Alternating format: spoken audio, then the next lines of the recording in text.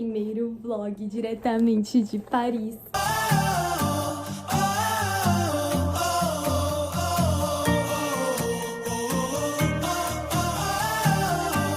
Gente, acabei de chegar aqui.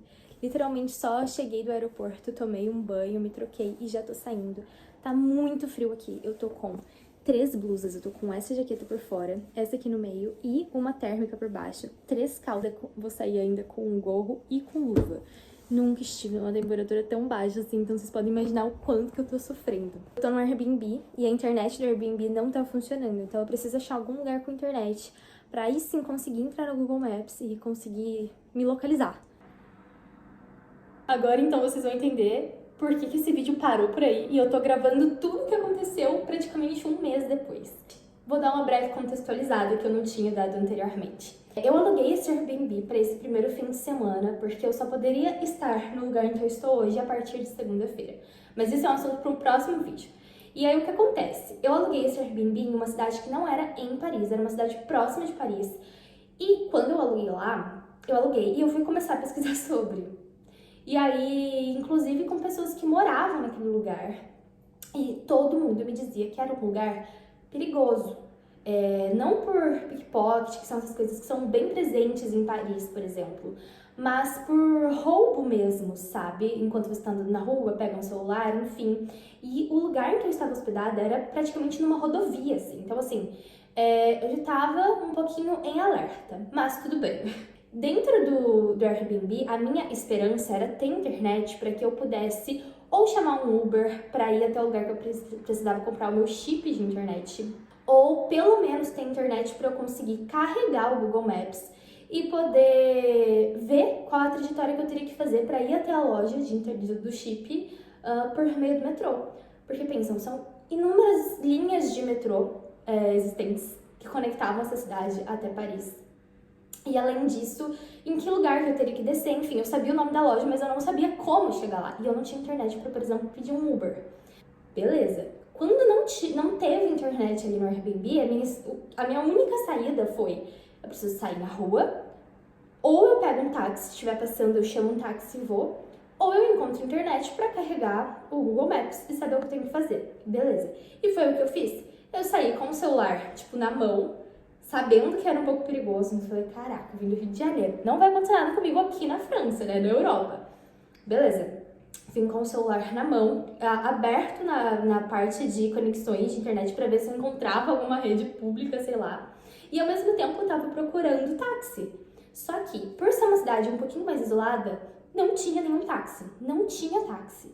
E eu andava na rua, e eu não sei se era porque eu já tava alerta, eu acho que não era porque eu estava em alerta, mas sabe quando você não se sente muito segura? Tipo, eu já tava hospedada em uma rodovia, então não tava muito segura, não tinha muita gente na rua, mesmo que fosse, sei lá, 2 horas da tarde. E aí tem essa questão também, que já eram 2 horas da tarde e ia escurecer 5 horas da tarde. Então eu só tinha 3 horas de luz do dia pra resolver essa situação.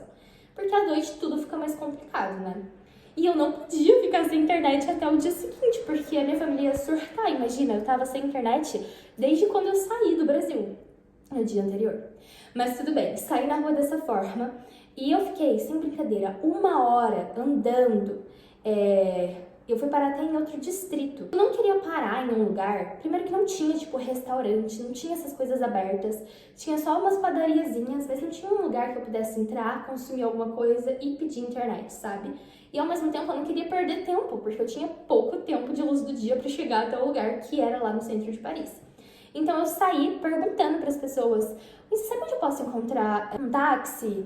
Ou você sabe onde eu posso encontrar internet? Enfim, não. E as pessoas muito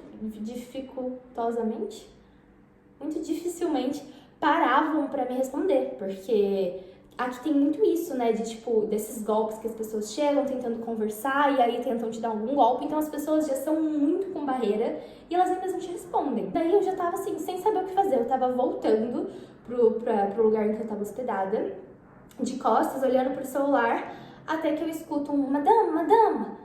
Sabia que seria comigo quando eu olhei, era um cara vindo correndo atrás de mim, assim. E ele falou: eu tô vendo você perguntar de internet o que é que tá acontecendo. Eu falei: meu Deus, ele vai me ajudar? E ele foi um anjo da terra, porque aí ele pegou o Google Maps dele e falou assim, coloca onde você tem que ir. E aí eu coloquei o lugar em que eu tinha que ir. E apareceu lá toda a trajetória. Eu falei, meu Deus, posso tirar uma foto? Pode. Tirei uma foto da trajetória do Google e falei, perfeito. Tinha que entrar no metrô, né, na estação, só que eu falei, é nesse metrô aqui que entra? Porque a gente tava perto de uma estação. E ele falou, não, é na outra. Deixa que eu te levo até lá. Beleza, ele foi me acompanhando. Só que aí quando a gente chegou nessa estação que eu tinha que entrar, eu falei, ah, obrigada. Ele entrou junto comigo. E aí eu fiquei um pouco sem reação, até porque era um caos na estação de metrô, né? Corre pra lá, corre pra cá, não sei o que, corri. Ele comprou um ticket pra mim do metrô, e aí ele entrou comigo, tipo, ele passou a catraca. Eu falei, não, você não precisa vir não, agora eu já tô com os prints, obrigada e tal. Ele falou, não, eu vou te acompanhar até o fim. E aí eu já fui ficando um pouco mais receosa, porque assim, ele me ajudou, só que tava passando um pouquinho do limite, até porque era um homem desconhecido. Ele estava em uma situação completamente vulnerável, porque tinha acabado de chegar no país, não tinha internet, não tinha a menor ideia de pra onde ele poderia me levar naquelas estações. E sem falar a língua direito, porque a gente tava se comunicando meio que em um francês e inglês, então não tava a melhor comunicação do mundo. Então assim, tava muito estranha a situação. E aí, beleza, eu falei, não precisa. E ele, mesmo assim, tipo, o metrô já tava ali parado, ele desceu correndo atrás, e entrei no metrô, ele entrou junto. Ele abriu o tradutor, que ele falava outra língua, uma terceira língua. Começou a traduzir dessa língua dele pro inglês. Eu não vou te deixar. É isso que o meu povo faz.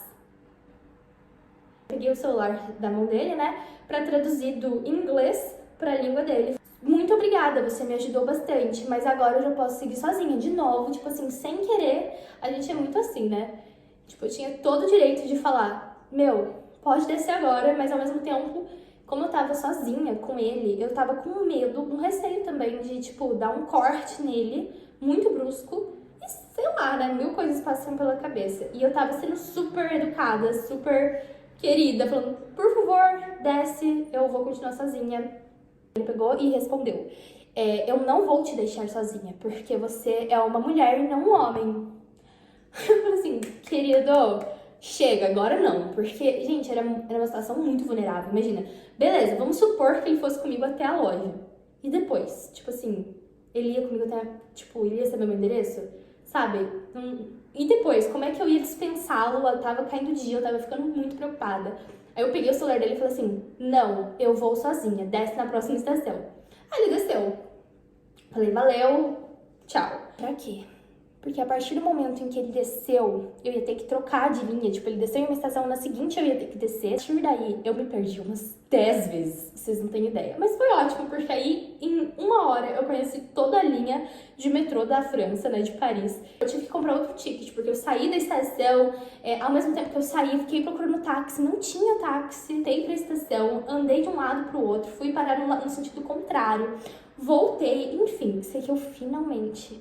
Sei lá depois de quanto tempo, eu sei que eu finalmente cheguei na estação em que eu tinha que descer. Andei mais um monte, tipo assim, eu acho que eu tinha que andar mais uns 2 quilômetros, fui correndo e cheguei.